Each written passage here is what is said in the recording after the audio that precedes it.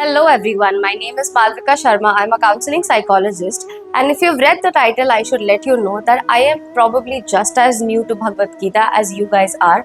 But since I have a little bit of an upper hand in understanding psychology, let me start by breaking down the psychology of Bhagavad Gita.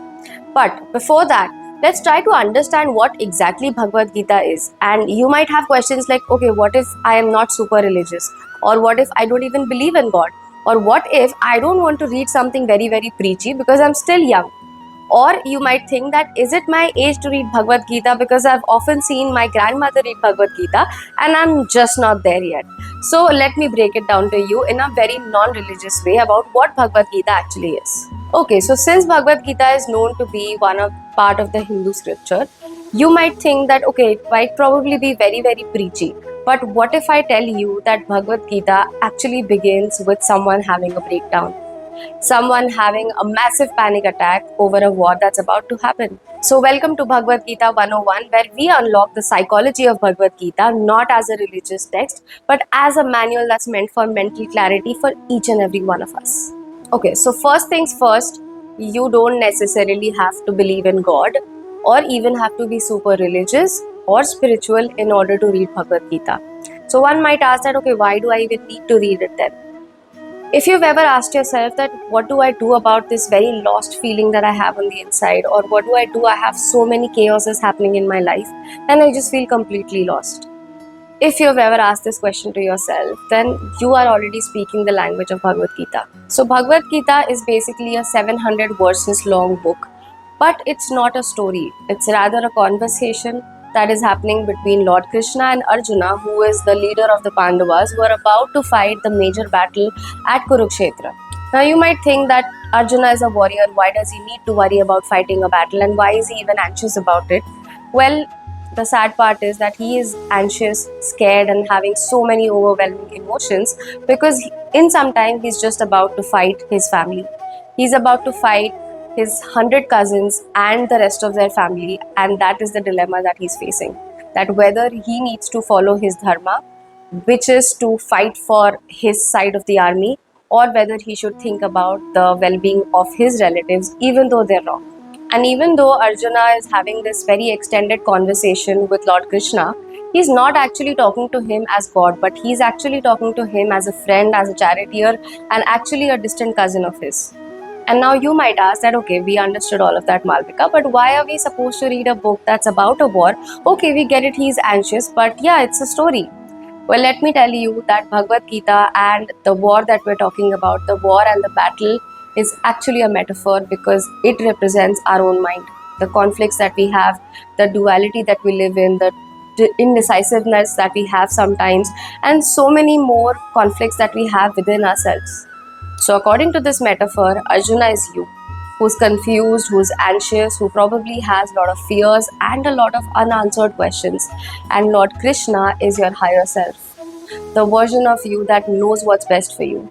So even though Bhagavad Gita is looked at as a part of Hinduism and is really prayed to by a lot of people, but if you look at it, Gita is not really asking you to worship anyone.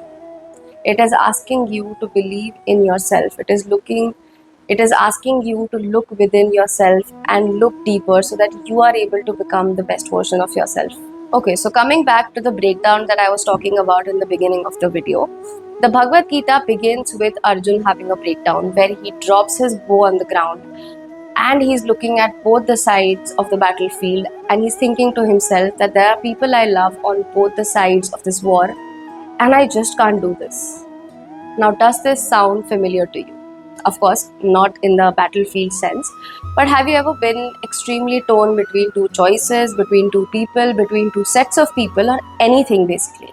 And in that moment of panic and overwhelm, Arjuna turns his head to Krishna, not to ask him to fight for him on his behalf, but just to simply understand himself better. And this is where Gita begins, not with a sermon, not with any high, mighty, preachy words, not telling you how to live your life, but a man who is desperate with the emotional questions that he has and is absolutely torn.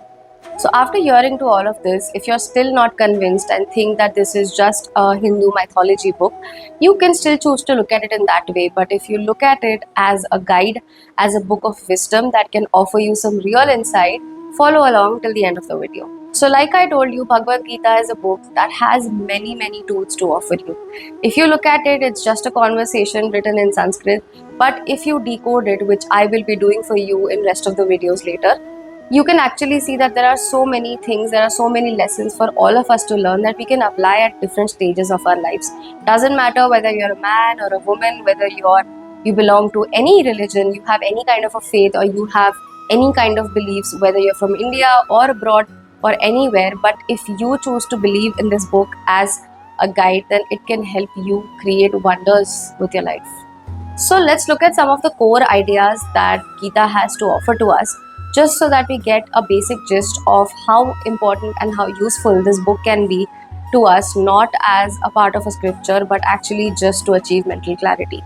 As a psychologist and just a regular woman myself, one thing I can tell you is something that we've all battled with at some point or the other, and most of us are battling with it at all times, is with our emotions.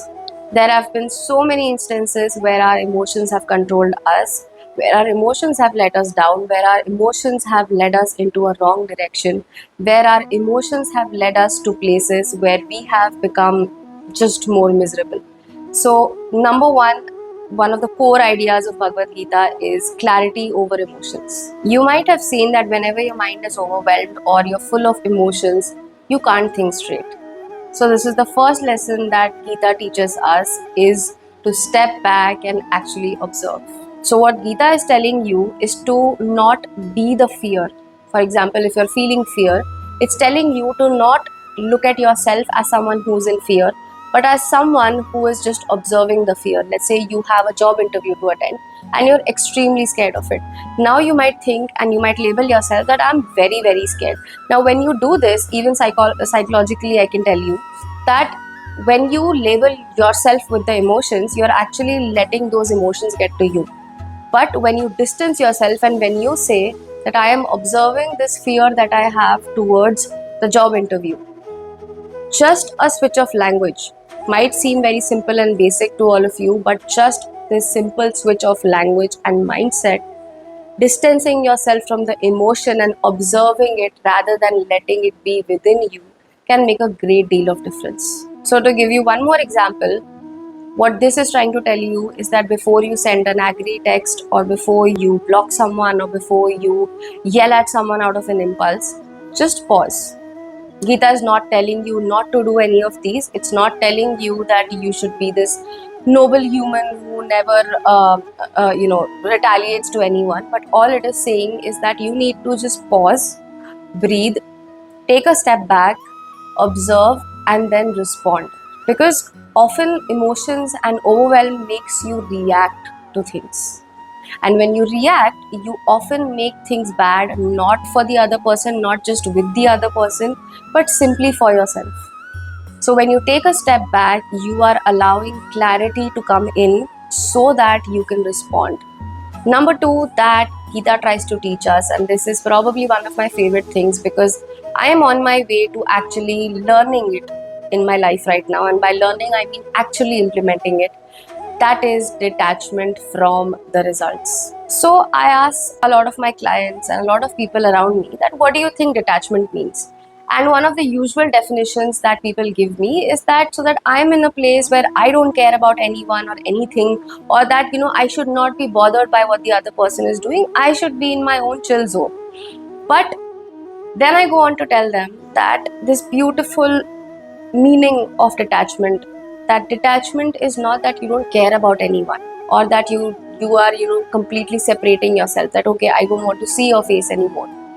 But detachment is basically letting go of all the unhealthy attachment you have to the outcomes that are not in your control. And this very simple and beautiful definition of detachment has honestly changed the way that I have been looking at things and dealing with people. And I think this is something that all of us need to also look into. So coming back to Gita, what it is telling us is to do the work that we're supposed to do, but not sit and obsess over the results. Now, a lot of people might say that, okay, but then if I am not really worried about the result or even concerned with the result, why would I do the thing in the first place? I mean, it's not like we're living in the prehistoric times or, during Lord Krishna's times where, I have this dharma or duty to do, or that I have to fight for my clan or fight for my people. It's not like that I can just, keep giving myself away when I am not really bothered about the result. And people might also think that this is a pretty passive approach to deal with things, right? Like, if I am not even worried about the results, if I'm not obsessed with the results, I am just going to lag behind. I am going to deal with things that if it happens, it happens. If it doesn't, it doesn't. But trust me, this is not about passivity. It is emotional freedom. It is about you giving your best and yet not letting your peace depend on the results. And even though this might sound super philosophical to a lot of people, but let me tell you that, let's say you've given an exam, or let's say you've given a job interview. Ultimately, the result of those things are still in the other person's hand. And anything that is in other person's or other people's or other organizations' hands is never in your control. And if something is not in your control, why would you spend your time crazily obsessing over it and making yourself feel worse and make yourself lose your peace over it? How many times has it happened that you gave an exam or you gave a job interview and you either failed or you did not get the job, and you immediately declared to yourself and to others, or even just thought about it in your mind, that I am a failure? This is the classic example of what this whole point is trying to show us, is that when we are too obsessed with the results, we merge our identity with the outcome. Just because I didn't get the job, or just because the employer did not want to have me in their company for whatever reason, why have I thought of myself as a failure? So, of course, by all means, put all your efforts into the task with all your passion, but detach your identity from the result, because your identity is not based on the results. It's just one exam, it's just one job, it's just one something that you've not got, and probably more than one, but that still does not change your identity. That still does not do anything to your identity. That is what this whole point is trying to tell us. Number 3, and this one may be slightly spiritual for quite a lot of you, but it says that you need to identify beyond the body and mind. Now, what this point is trying to tell us, that you are not just your mind and body.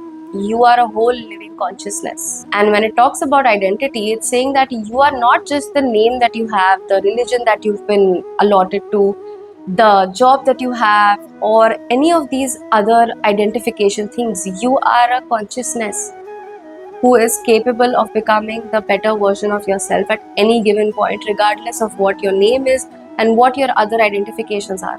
So this is a very beautiful thing that psychologists use, and I often do this with my clients, is that when clients come to me and they say that, XYZ things have happened with me and I'm just broken.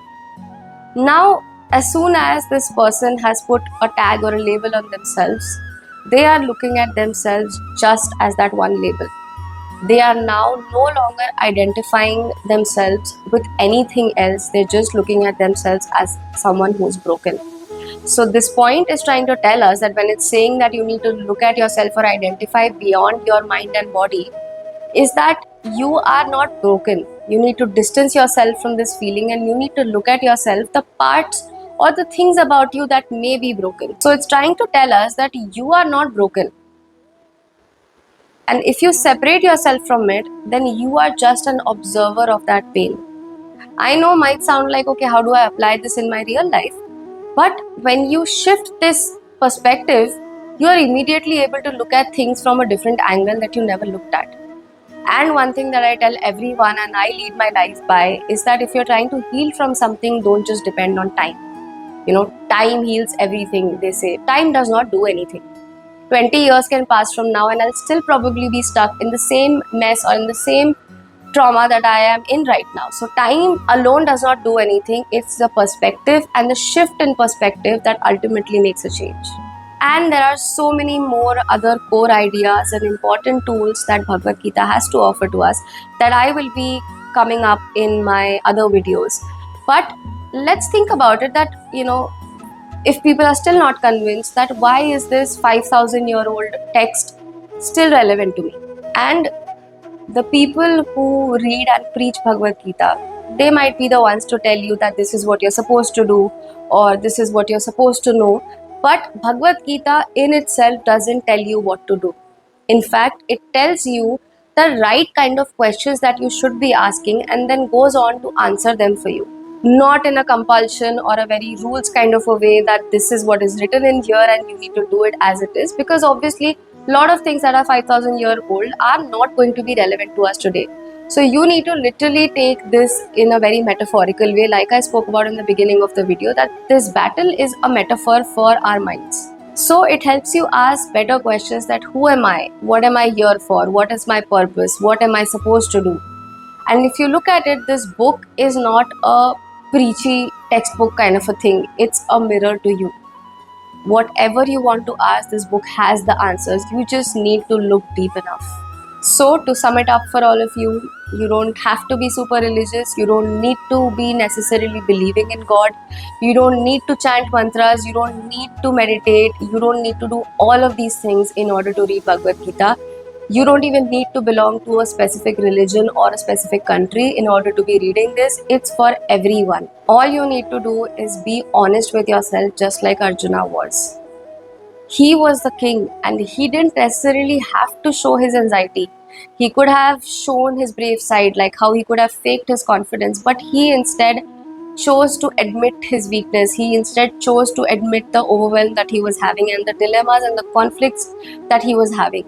And so, just like Arjuna, you just need to be honest with yourself. If you're going through something, you need to know that I am going through something. And then when you pick up this book, you'll realize that this book is not about me versus God. This book is about the confused me versus the clear me, the one who has the clarity, my higher self. So if you've ever been confused between your mind and your heart, this book is definitely for you. And I want you to follow me for more such videos where we will be uncovering the psychology of Bhagavad Gita, the core of it, so that you don't have to look at it as a religious text, but you can actually use it to apply it to your life. And you can also follow me on Instagram at Psychology of Bhagavad Gita for more shorter videos.